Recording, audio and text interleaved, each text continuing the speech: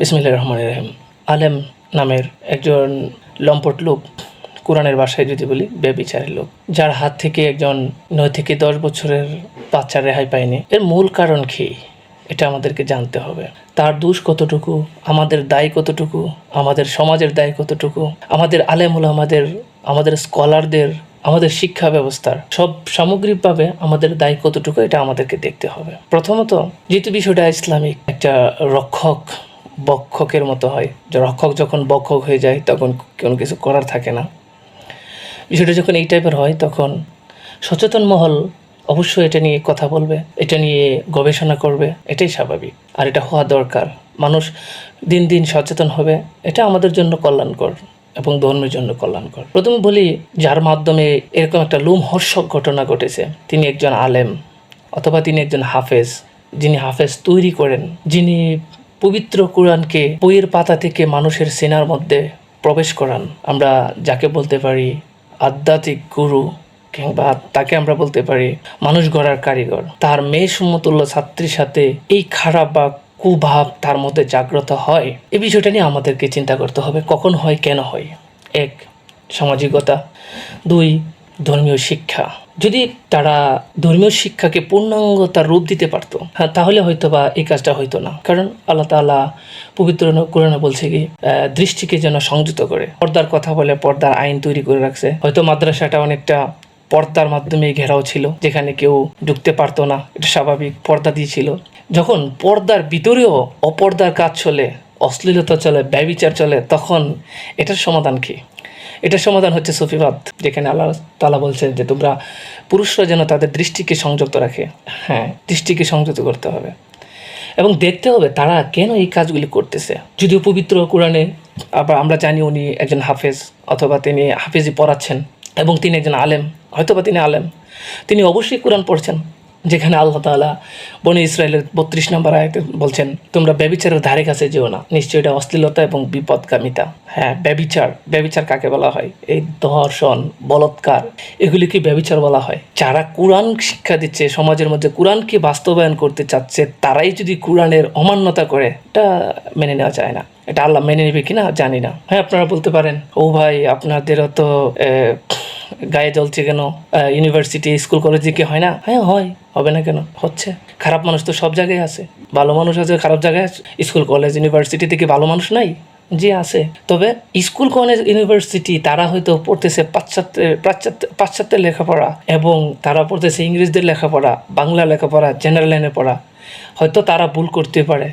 আপনি যে ভাই কোরআন পড়তেছেন, কোরআনে যে নিষিদ্ধ আছে সরাসরি, আল্লাহ যে ডাইরেক্ট না করছে তোমরা ব্যভিচারের দ্বারে কাছে যেও না, সূরা বনী ইসরাঈল 32, এবং ওটা শাস্তি সম্পর্কে আল্লাহকে বলছে, ব্যভিচারিণী এবং ব্যভিচারী তাদের প্রত্যেককে 100 আঘাত করো, 100 চাবুক মারো। তোমরা যদি আল্লাহ পরকালের প্রতি ঈমান রাখো, তবে আল্লাহর দিনের ব্যাপারে তাদের প্রতি করুণাবোধ যেন তোমাদেরকে প্রভাবিত না করে। দেখেন, তাদেরকে শাস্তিটা এমনভাবে দেওয়ার কথা বলছে, তাদেরকে মারার সময় যেন আমাদের ভিতরে মায়ার উদ্রেক না হয়। এটা আমি ওই বিভিন্ন মিডিয়াতে, সোশ্যাল মিডিয়াতে বিভিন্ন বড় ভাইয়েরা অনেক প্রতিবেদন দিচ্ছে, যেখানে বারে বলা হচ্ছে স্থানীয়রা এটার মধ্যে হয়তো চেষ্টা করতেছে হুজুরকে বাঁচাই দেওয়ার জন্য, অথবা এটাকে দামা চাপা দেওয়ার জন্য।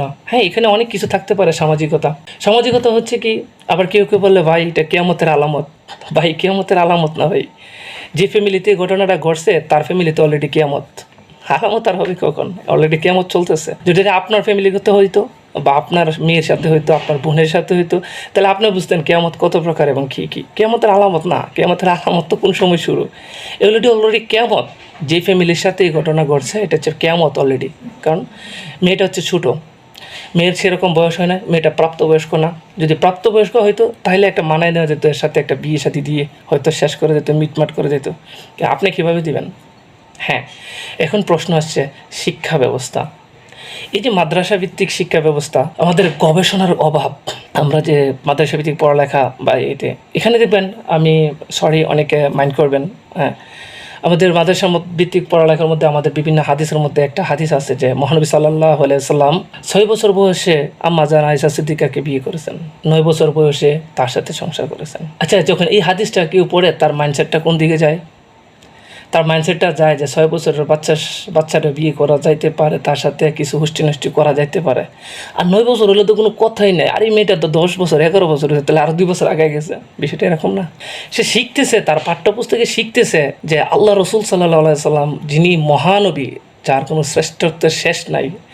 আল্লাহ যাকে বলছে হ্যাঁ আপনি হে নবী আপনি উত্তম চরিত্রের অধিকারী, কোরআনে যাকে বলছে উত্তম চরিত্রের অধিকারী, বিভিন্ন হাদিসের বেড়া চাইলে ওই লোকটারে আমরা কোন দিকে নিচ্ছি যে উনি 6 বছরের মেয়েরে বিয়ে করছে, উনি 9 বছরের অবস্থায় তার সাথে সংসার করছে। আহা, কত আফসোস। আপনার শিক্ষা ব্যবস্থায় যখন এরকম, তাহলে যারা শিখতেছে তারা কীরকম হবে? এই যে তাদের যে চিন্তা ধারণা, যে শিক্ষার যে ধারণা, যে শিক্ষার যে সিস্টেম, তখন তাদের মাইন্ডের মধ্যে এই কনসেপ্ট তৈরি হয়ে যায় যে 9 বছরের উপর 10 বছরের উপর 11 বছর হলে এই মেয়েটার সাথে সেক্সুয়াল ইফেক্ট করা সম্ভব। এটা তো এক প্রকার দর্শন না, একেবারে জুলুম। এই ফ্যামিলির সাথে জুলুম করা হয়েছে, মেয়ের সাথে জুলুম করা হয়েছে। অথচ তারাই কোরআন পড়তেছে, তারা কোরআন শিক্ষা দিচ্ছে, অথচ তারা এই কোরআনের ধারে কাছেও নাই। অর্থাৎ তারা এই কোরআনকে পাশ কাটাচ্ছে, এই কোরআনকে তারা ইগনোর করছে, তারা কোরআনকে তোয়াক্কা করছে না। এখন আমরা যারা এই বিষয়টাকে সাপোর্ট করব অথবা আমরা চুপ থাকবো, আমাদের জন্য কি কোরআনের কোন আয়াত? সূরা আন-নূর 19 নম্বর আয়াত, এখানে বলা হচ্ছে যারা পছন্দ করে যে ইমানদারদের মধ্যে ব্যভিচার প্রসার লাভ করুক, তাদের জন্য ইহকাল এবং পরকালের যন্ত্রণাদায়ক শাস্তি। সূরা নূর 19 নম্বর। ঐতিহাসিকভাবে একটা জিনিস, একটা হাদিস আমরা নিয়ে একেবারে অন্ধভাবে বিশ্বাস করি। আচ্ছা, আমাদেরকে উচিত নয় একদিন কি নিজেকে প্রশ্ন করি নেই, যিনি রাহমাতুল আলামিন, যিনি শ্রেষ্ঠ নবী, যার ব্যাপারে আল্লাহ কোরআনে আয়াত নাজিল করেছেন, তার উত্তম চরিত্রের অধিকারী, ওই লোকটা কি এমন কিছু করতে পারে যেটা 150 বছর 250 বছর পর বা 1500 বছর পরে তার চরিত্রের উপরে ইফেক্ট পড়বে বা আঘাত পড়বে? যেমন নাস্তিকরা আমাদেরকে বলে তোমাদের নবী তো শিশু বলৎকারী, তোমার নবী তো শিশুদের বিয়ে করকারী, এরকম অনেক কিছু বলে। এটা কেন? এটা কি একদিন আমাদের এই আলেম উলামা কিংবা আমাদের যারা স্কলার হয়েছে এটা নিয়ে একটু গবেষণা করেছেন? আমি ক্ষুদ্র মানুষ, আমি একটা ছোট্ট গবেষণা করেছি। যখন আমার মনে হয়েছে যে না, আল্লাহ যেহেতু বলছে কোরআনে তিনি শ্রেষ্ঠ চরিত্রের অধিকারী, অবশ্যই তিনি শ্রেষ্ঠ মাইন্ডের, এটা তারে কোরআন হাদিস দিয়ে তার চরিত্রের উপরে আঘাত করা কোনোভাবে পসিবল না, এটা আমি মেনে নিতে পারি না। এই জন্য ওটা নিয়ে আমি একটু গবেষণা। আম্মা জান আয়েশা সিদ্দিকা হচ্ছে হযরত আবু বকর সিদ্দিক রাদিয়াল্লাহু তাআলা আনহুর মেয়ে। হযরত আবু বকর সিদ্দিক রাদিয়াল্লাহু তাআলা আনহু, আসমা বিনতে আবু বকর, আয়েশা বিনতে আবু বকর, উম্মে কুলসুম, 3 জন।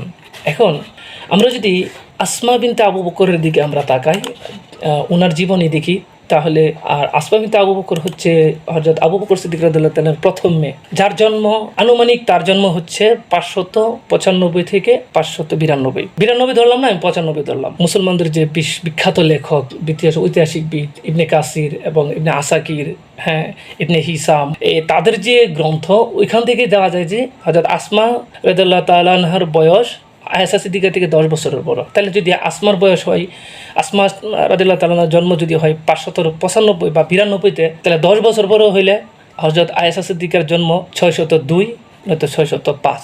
এখন আমরা প্রশ্ন করি রাসূলুল্লাহর সাথে তার বিবাহ কখন হয়েছে? একেবারে ঐতিহাসিকভাবে প্রমাণিত, আম্মা জান খাদিজাতুল কুবরা সালামুল্লাহ আলাইহার ইন্তিকালের 2 থেকে 3 বছর পরে মা আয়েশা সিদ্দিকাকে তিনি বিবাহ করেন। এখন আমরা প্রশ্ন করি খাদিজাতুল কুবরা কখন ইন্তেকাল করেন? 10 রমজান 12 নভেম্বর 619 খ্রিস্টাব্দ। তাহলে ধরেন আরো 3 বছর পরে তাকে বিয়ে করছে, হ্যাঁ, বা 2 বছরেই। কোন রাওয়ায়াতে আছে তিনি হিজরতের আগে বিয়ে করছেন।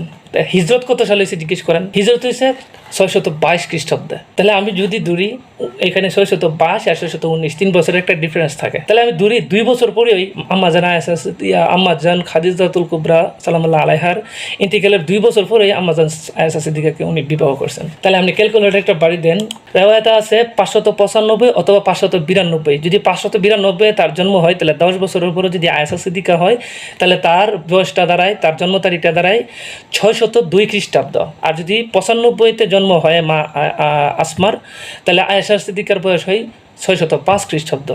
তাইলে আমরা যদি 602 খ্রিস্টাব্দ হিসাব ধরি, আম্মা জান খাদিজাতুল কুবরা ইন্তেকাল করছেন 619 খ্রিস্টাব্দ, তার সাথে 2 যোগ করি, তাহলে 621 খ্রিস্টাব্দ। 621 থেকে যদি আমরা 602 বাদ দিই, তাহলে তার বয়স কত দাঁড়ায়? তাহলে 19 বছর। আবার যদি তাও না মানি, যদি আমরা 605 ধরি, অর্থাৎ আসমা রাদিয়াল্লাহু তাআলা আনহার জন্ম যদি 595 ধরি, তার সাথে তার বয়স যদি 10 বছর বড় হয়, তাহলে 605 হয়। তাহলে আমরা যদি আম্মা জান আয়েশাকে রাসূলুল্লাহ বিয়ে করেছেন, ধরে নিলাম আমি 621 খ্রিস্টাব্দে, যেহেতু আমাজান খাদিজার ইন্তিকালের 2 বছর পরে বিয়ে করেছেন, তাহলে 621 থেকে আপনি 605 বিয়োগ দেন, বয়সটা কত দাঁড়ায়? 17 বছর। আপনি কোন সোর্সে আপনি এই হাদিস বিশ্বাস করেন? কোন সোর্সে মসজিদ মাদ্রাসায় এইগুলি চালাইতেছেন? কোন সোর্সে আপনি এত জনসম্মুখে একটা মসজিদের মধ্যে রসুলুল্লাহর শানে এত বড়, আপনি একজন মুসলমান হইয়া, রসুলুল্লাহর প্রেমিক হইয়া কীভাবে আপনি রসুলুল্লাহর ইজ্জতকে হানি করতেছেন? আপনি কি একবার প্রশ্ন করেছেন?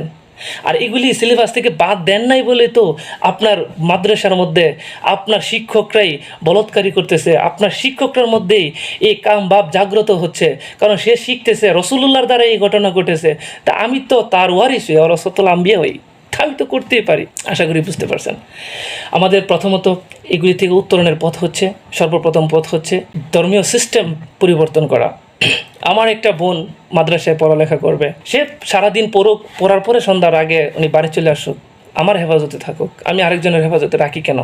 এটা আমাদের পরিবারের দোষ। দ্বিতীয় কথা হচ্ছে মহিলাদের কিসের রাত্রে পড়ালেখা? কি সে বাড়িতে পড়তে পারে না? আপনারা, আমাদের ছেলেরা স্কুলে পড়তেছে, মেয়েরা স্কুলে পড়তেছে, কই সকাল 10টা যাচ্ছে, বিকাল 4টে আসতেছে, সমস্যা কি?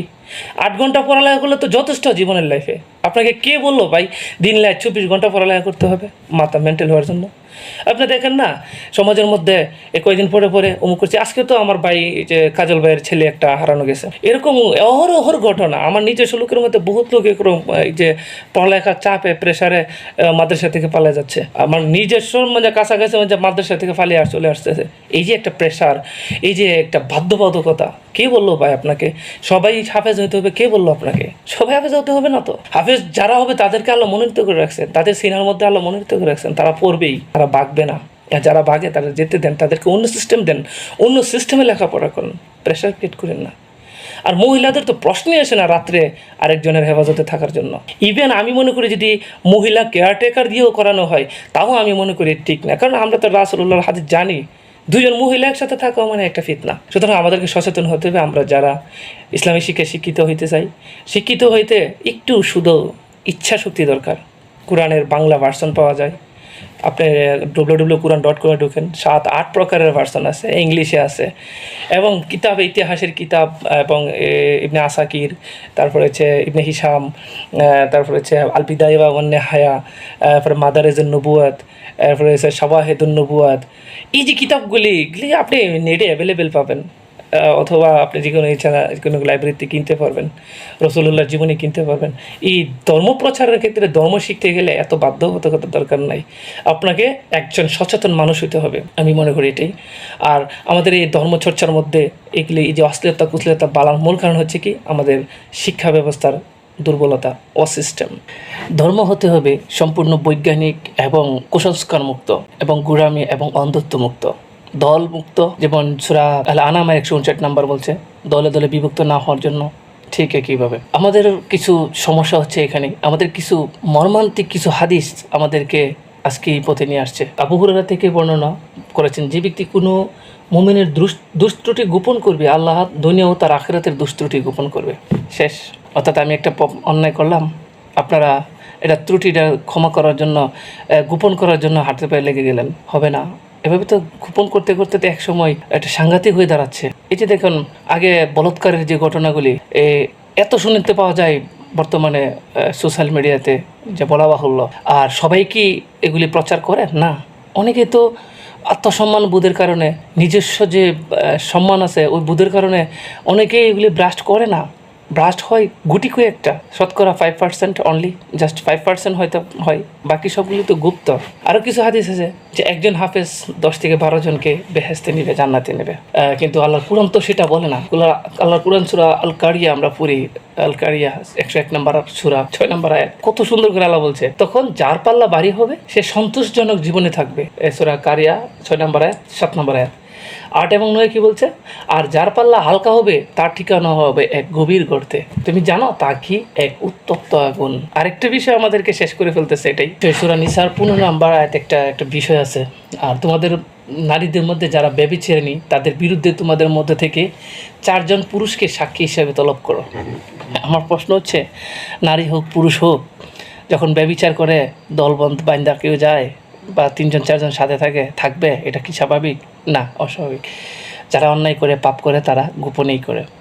আল্লাহ যেহেতু সব কিছুর খবর জানে, সব জায়গার অবস্থা জানে, আমাদের অন্তরের খবর জানে, তাহলে অবশ্যই আমরা একজনেই পাপ করি, দুজনেই পাপ করি, যজনেই পাপ করি, এটা আল্লাহ অবশ্যই দেখছেন। এইসব ফাঁক করে কোনো কাজে আসবে না। আল্লাহ বলছে, তোমরা যদি কৌশলী হও, আমি আর চেয়ে বড় কৌশলী। এটা সূরা আল ইমরানের আয়াত। সঠিক মডারেট ইসলামের দিকে আমাদেরকে আসতে হবে। আমাদের অনেক কিছুই যে ভুলগুলি রয়েছে এগুলি থেকে আমাদেরকে বের হয়ে আসতে হবে। আল্লাহ আমাদেরকে হেফাজত করুক। আসসালামু আলাইকুম।